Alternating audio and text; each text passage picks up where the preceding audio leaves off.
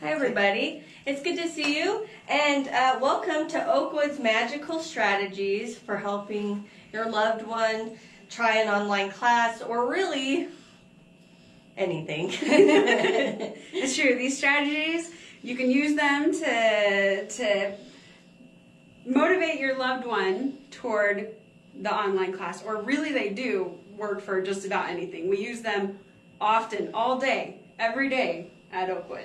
Right. So we've narrowed down our strategies into 4 steps that we'd like to go over with you.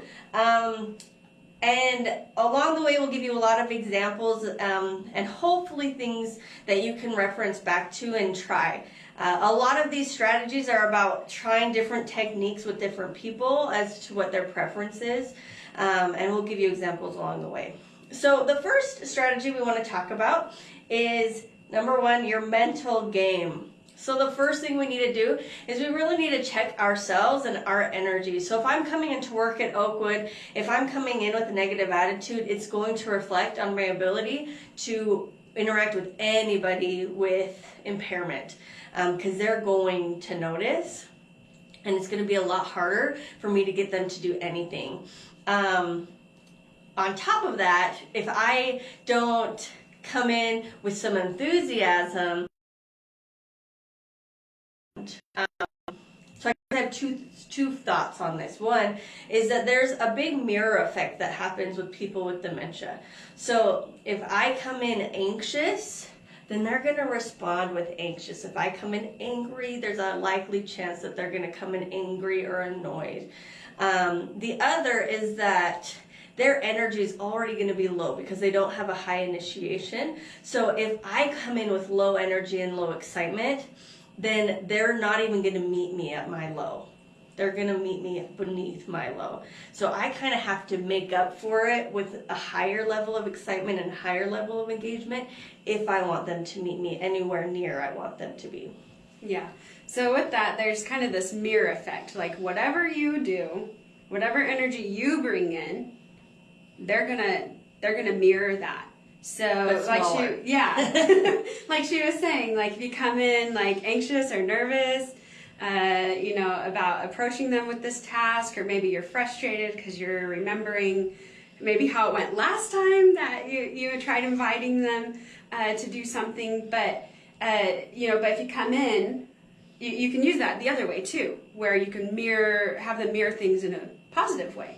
So you come in excited and happy, they're going to mirror that back. Maybe just like a little lower than you, but you come in with that good positive vibe, they're going to come up to your positive vibe. A good example of that is if you were to ever step into one of our exercise classes. Now, Julie and I have taught a lot of exercise classes at Oakwood, and I have a tendency to sweat during my exercise class, which is silly because it's maybe not silly, but it's a seated exercise class, and I'm a young adult. Like, there's no reason I should be sweating.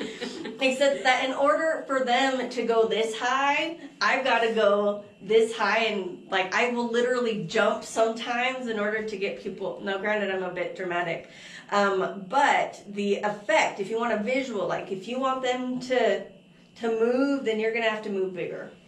And we don't want to scare them or anything, but we want to make sure that our energy is up here so that that'll help energize them to meet you to the task.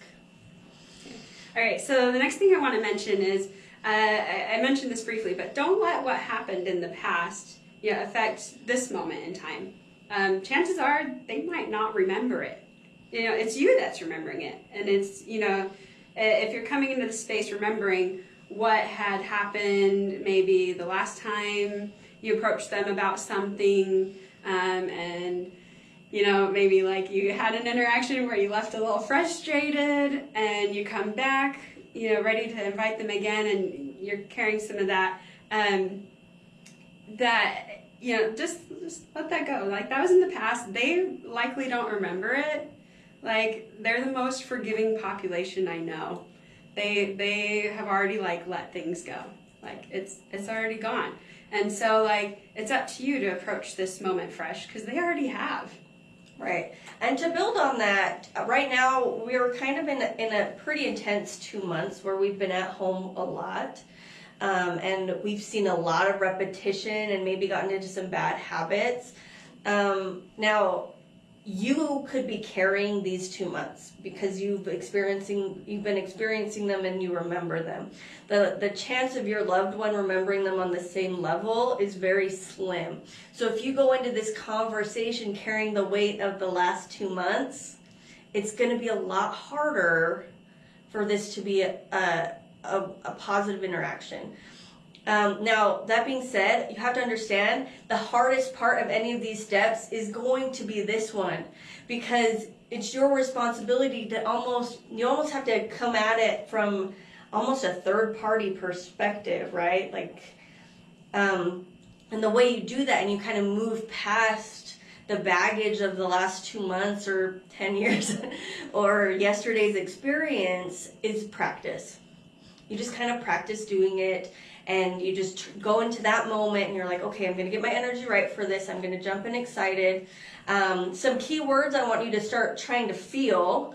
We want to feel a sense of wonder. Like, I wonder what is possible. I wonder, I wonder what this class is about. Isn't it interesting? Do you know that much about Cleopatra? I don't know what the class is about. But whatever the class is, like, oh my gosh, isn't that interesting? Like, or maybe they already know something about something that's in the class. Be like, you know what? They would love your input. Maybe like curiosity and wonder and excitement. These are the kinds of things that you need to start fostering in yourself that will hopefully mirror back so that we can get them to approach the class with acceptance and kind of with new eyes.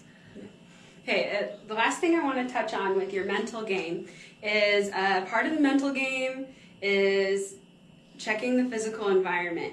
You want to see that, let's say you are getting ready to invite them to one of the online classes. You already have the computer set up, right? Maybe like you've turned off any distractions that are in the room, a TV, or you've moved any phones out of the room that might be a distraction for them. You have maybe made them a nice drink. And put a drink next to the computer for them. Or like put a little plate with crackers if you don't want to put a drink right next to your laptop. I've had that happen to myself, so I don't do it for me. Okay, so, but, the point being, just, set the environment a little bit. Get them a comfy chair, and make a little comfy spot. If you were going to sit in a place and work for an hour, you'd give yourself a comfy spot to work in. Same for them. Right, absolutely. Yeah, I love that. Okay, so first is your mental game. So make sure you check yourself first. We're going to prep the environment. We're going to prep ourselves, get our energy to a place where we feel like we can invite and have a positive interaction. So the second step is to build trust. This step is a fast step. A lot of you already have relationships, which is great. That means that hopefully your loved one already trusts you. But there's a few tricks that we have to kind of create an initial trust. I feel, my personal belief is that I'm successful because I create strong connection with people. So we really want to nurture that connection so that they trust us in that moment to give them a good experience. Yeah. So one thing that sometimes we do with that is something we call therapeutic fibbing. And some people hear wait, you're gonna tell a fib, you're gonna tell a lie, and you're like, well, yeah, because that's gonna be what helps them feel safe, and that's gonna be what helps them to trust what you are doing that is helping them, right? So an example of that is oh, hey, your teacher called, they miss you. I would call y'all if I had the time. I'd call y'all every day to see if you were coming. But you can use me. You can say Julie called, pretend or your Julie teacher called. And oh, she misses you, or oh, I wonder what your classmates are up to, or oh, I miss so and so. I bet they're gonna be there today, or or hey, your daughter called and oh my gosh, she's been thinking a lot about you and she found this class and she really wants you to try it out. Will you try it out for her? right? Use the connections of people that they do trust. Now, if you really have a hard time with fibbing, then you could always phrase it so that it's not a fib, but this is a technique that really our goal with the therapeutic fibbing is to make them feel safe and to make them feel comfortable. I'm just going to give you a quick example. Like, let's say here at club, now I know this is a little different, but here at club, let's say I have somebody who's pacing around and they're really anxious because they don't know their daughter or spouse is coming. Now, what I could do is I could just let them sit around anxious all day, or I could say, hey, your daughter just called. She's going to be here about 4 o'clock. Now, their daughter didn't just call, but I know she comes about 4 o'clock. And for the 20 minutes that she remembers that I said your daughter called, she's not anxious anymore, right? And hopefully in that 20 minutes, I can redirect her into something that'll keep her mind engaged so she's not anxious about her daughter. So we're not trying to be mean or deceitful. What we're trying to do is get them to a place of safety so that they can have an enriching time, right? So you're going to see a lot of these techniques have that premise where we're trying to, again, not lie, but we're trying to guide them into a place of safety so that they can have an enriching time. Because we want this to be good for their brains, right? So that's the intention behind all of that. Yeah, so there's some physical things that you can do to build trust too. You can create a sweet, tender moment. You know, you come and you give them a hug, you know, and just like, you know, hey, you know, like, and, you know, just how you know, how's your day so far? And, you know, and then like, actually there's this class starting. I'm getting ready to head over and look at it. Will you come sit with me? Easy. And usually they're like, I don't have to do anything. But that's the average response. And, you know, it's like, okay, you know, and I'm just like, all right. And go over and like, get them all set up and maybe set yourself a spot there too to look like you're going to sit in on class too. You don't have to stay. But like, you know, just set it up to make it look like you're staying too. And then, you know, they sit down and you can get class started. But so you can start with creating a sweet, fun moment. You know, give them a hug, put your arm around their shoulders. Yeah, and the just, arm in arm is one of my favorites. Yeah, and just sometimes it's just a walk with me. You know, like, hey, walk with me for a moment. And then you just walk to the destination of whatever it is that you are wanting to have them do, or you know, that you need their cooperation with, and just say, hey, walk with me for a moment. You don't even have to tell them where you're going or what they're even going to do it once they get there. Like I've seen this be really successful if someone doesn't want to like go to the doctor, for example. Just don't tell them where you're going. Say, hey, come take a drive with me, right? Come walk with me. You don't necessarily have to preface every single thing that you're trying to engage them in. In fact, so I'm just going to jump really quick because I feel like the build trust and the invite can often happen together. So that's step 3 is to invite. In fact, Julie's example was perfect, right? Where she created like, oh my gosh, it's so good to see you. Like, do you want some water? Hey, I'm... And all so fast together. Right? So when we invite... as we're building trust, a lot of times those things happen simultaneously. But I wanted to give you an example of an invite that you don't invite at all. One that is actually, I find, very successful, and that is that you just put the project in front of them. Wherever they're at. Yeah, this is one that I do often in my art classes. Like, they aren't sure if they want to come to an art class. I know they like it once they get going, and so I might just bring them in, and they'll be like, you know, again, the line that usually is said is like, I'll come if I don't have to do anything or something of that sort. And, you know, I'll just come and I'll just have them sit and just kind of put the things in front of them, and then I'll just begin teaching the art class. It just kind of happens. Yeah, they just kind of participate. Yeah, sometimes the invite is a non-invite. It just put it there, and you just create the environment. Yeah, and then often they'll jump in. Yeah, and you might do it next to them or with them, and they start doing it, and then sometimes you can. Anyway, we'll get to that part, but Did you have more about the build trust you wanted to I add? don't think so. I think we covered a lot. Yeah, so I kind of want to jump into invite. So remember we talked about bringing a sense of wonder and curiosity and excitement. So you can actually use those words to invite somebody. So let's say that there is a class, I kind of mentioned this, like there's a class about something like, oh my gosh, I wonder what that would be like. Isn't that interesting, right? I'm curious, what would it look like if you did a watercolor? Should we try one? I've never done one. I know I'm not much of an artist, but like, I wonder what that would look like, right? Like, we're never told to try something. But like, use those words and create a sense of curiosity. Julie and I, as we were talking about this, there's kind of a line where we don't want things to be childish, but there are a lot of childlike similarities between people with dementia and children, right? So one thing that kids have in abundance that also really translates to people with dementia and seems to work with them really well, but is really underutilized, is this idea of curiosity, right? And maybe as caregivers and as people working in this field, that's something that we need to approach every day with, like this idea of, I wonder what's possible today. I wonder what they could do that maybe they're not doing.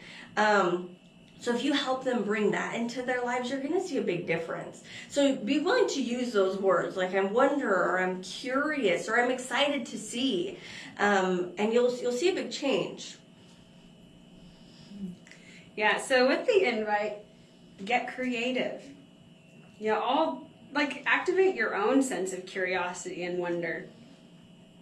And maybe that'll spark something in them too. You can even ask them, have you ever wondered about what's at the bottom of the Grand Canyon? Yeah, or if they've been to the Grand Canyon, oh my gosh, like there's this class coming up, they're talking about the Grand Canyon, you've been there, you helicoptered out. They should hear about this. Giving them a sense of responsibility and purpose is still going to be really important.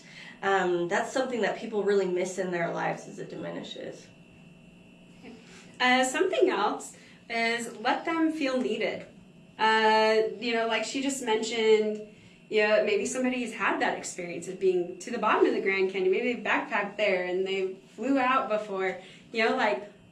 You need to share that. They would love to hear that story. Mm-hmm. Does your teacher know about that you did that? Or, something of that sort. Let them feel needed. Let them feel like their experiences or what they have to offer in the class are just, that's exactly what's needed there that day. Right. Or maybe it's something that they don't know anything about or they've never tried before. Again, instilling that sense of curiosity and learning, we can still become learners. We can still try new things. Isn't that exciting that even though you've got dementia, you can still do a watercolor class? Isn't that amazing? Right? The excitement and the creativity is huge. Yeah. So something that I want to touch on with the invite, there's this, it's about the technology, right? So these online classes, for some people, that is a really intimidating thing to use a computer, even if they don't have to touch it, to sit there in front of it and be on camera, see yourself on screen, see other people on screen, be kind of unsure or be totally unsure how to use this. That's a big thing for some people. Mm-hmm. I know my own grandmother, she always refused to touch a computer. She felt like if she so much as touched the keyboard to type a letter or something, it was gonna blow up. So she would not touch one. So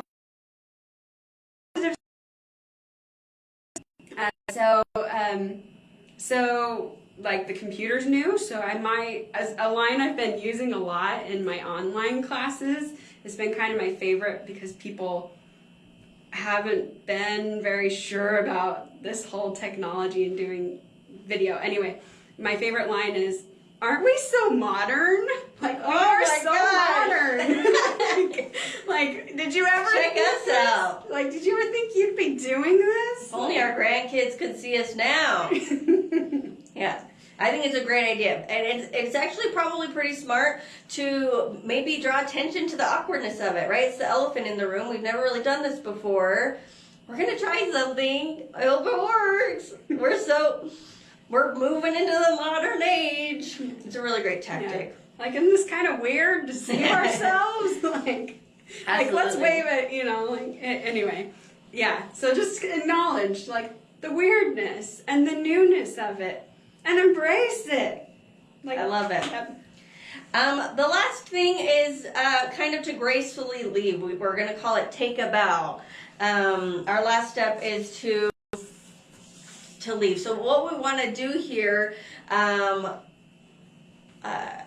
we want them to feel like they're still going to be supported, but we want to be able to kind of leave and give them their space. So again, we're going to use some of this therapeutic fibbing. I left something, like I left the sink on, or I left the iron on. Or I left this thing in the car, it's too hot outside, or whatever it is. I'll be right back.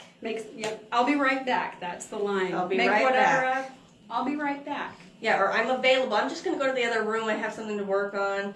If they feel like they need you there, one thing that we've seen is difficult, specifically with some of the art classes, is often having a caregiver there really helps create the steps. So if you are available for an art class, I know it's going to be really helpful.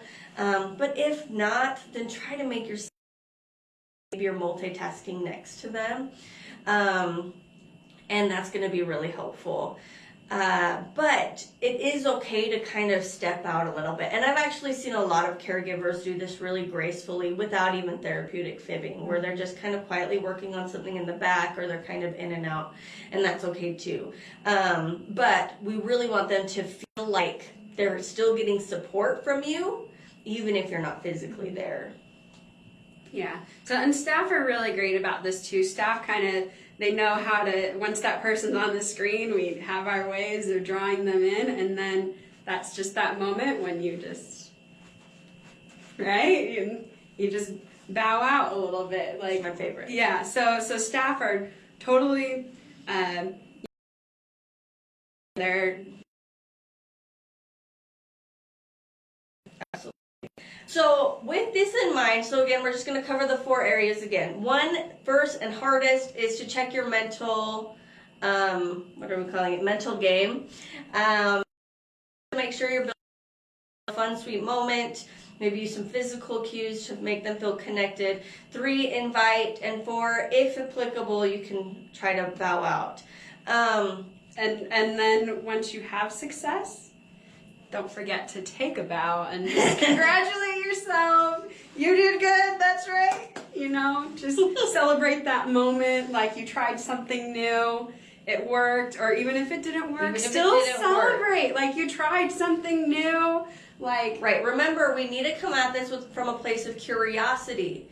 So that's not just about being curious if the project's gonna work. It's being curious as to what techniques are going to work with your loved one. Again, if we get frustrated and if we live there, then they're going to live there too. And they don't have to. I think that's the biggest blessing of dementia, is that they really don't have to live in a state of frustration, because they're going to forget. It's the greatest blessing ever. So if we can live in a place of curiosity and be willing to try again, they're going to be really forgiving, and you can try a new strategy next time. And often I've found that there are some tried and true strategies with people that sometimes just don't work on a day, and it'll work tomorrow. People are still going to be stubborn. They're still going to not feel like doing things sometimes. But if we keep a positive spin, a place of curiosity, and really just doing it over and over again. It's about repetition. You're not expected to be curious and happy all the time. I'm not saying that. But I am saying that there are times to get in the game, get in the mental game, and to really practice strategies. And the more you do it, the easier it becomes. Okay. Well, I feel like that pretty well sums up. This is a condensed version of some of our strategies here at Oakwood, but we are so excited for you to try these out. If you do, we want to hear about it. We want to hear about how it went. Yeah, let us know how it Please goes. tell us. Hit us up on Facebook. All right, guys.